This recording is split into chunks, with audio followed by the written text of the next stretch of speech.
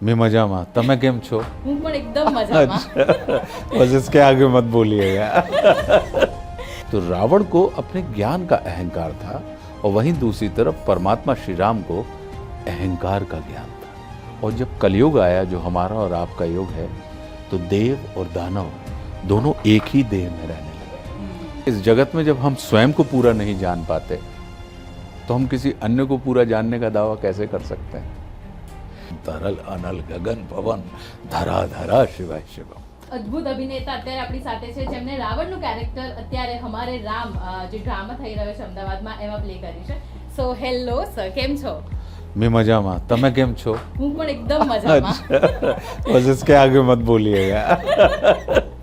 तो हमारे राम, जी। ये ड्रामा में आप जो रावण का किरदार कर रहे हैं, ये किरदार करने के बाद आपने रावण को कितनी गहराई से समझा है? देखिए, अगर आप परमात्मा श्री राम को समझना चाहते हैं तो आपको रावण को बहुत गहराई से समझ लेना चाहिए। मेरा अपना ये मानना है, क्योंकि रावण उन व्यक्तियों में से हैं कि जो महान शिव साधक थे, शिव के परम भक्त, शक्ति के उपासक, ये सारी की सारी चीज़ें, और उनके पास वो सब कुछ था जो एक नायक के अंदर होता है।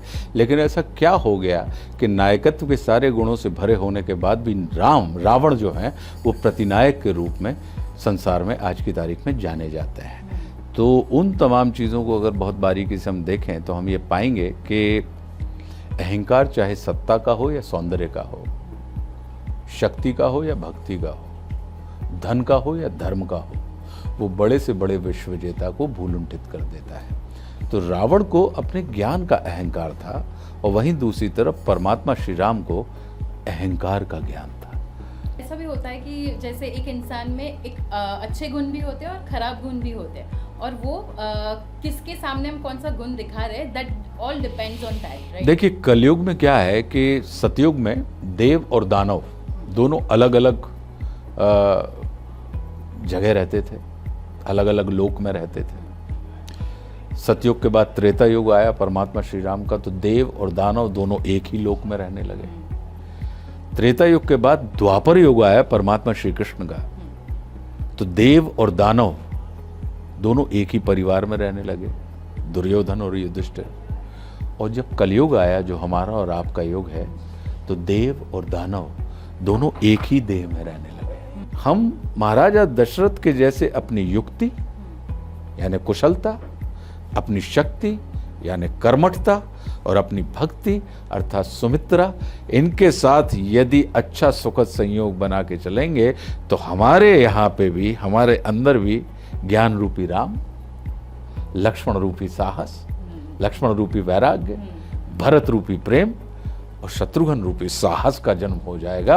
और फिर हमारी ये देह जो है वह अयोध्या हो जाएगी, जहाँ पर युद्ध नहीं होता, या युद्ध अगर हो तो फिर उसे युद्ध में जीता नहीं जा सकता। तो मैं आपसे ये पूछना चाहती हूँ कि आप जो हर चीज़ को गहराई से देखते हैं, तो रेणुका जी में आपने क्या देख लिया था एट फर्स्ट ग्लैंस कि आपको लगा कि नहीं, ये ही जीवन साथी बनेंगे? मेरा रेणुका जी के साथ जो संबंध है वो सिर्फ जिसको आप कहें कि सिर्फ देख के होने वाला नहीं है, वो तो समझ के होने वाला है और निरंतर समझते रहने वाला है।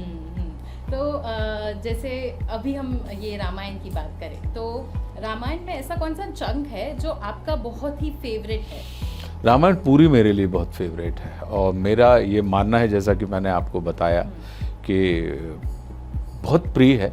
और मैं इसके माध्यम से, मेरे लिए अभिनय मात्र जीविकोपार्जन का साधन नहीं है, जीवनोपार्जन की व्यवस्था भी है। मेरे लिए ये सिर्फ जगत की यात्रा नहीं है, मेरे लिए अंतर जगत की यात्रा है। इसमें जो रावण का किरदार निभा रहे हैं, वो गेटअप लेने में आपको कितना समय लगता है? मुझे पूरा तैयार होने में तकरीबन 1.5 घंटे का समय लगता है।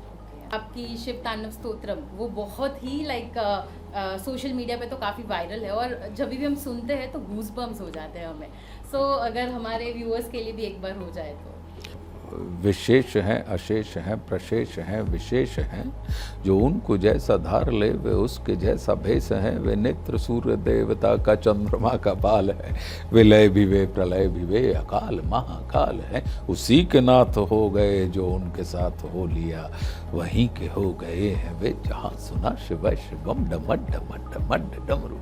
कह रहा शिवय शिवम तरल अनल गगन पवन धरा धरा शिवय शिवम। है।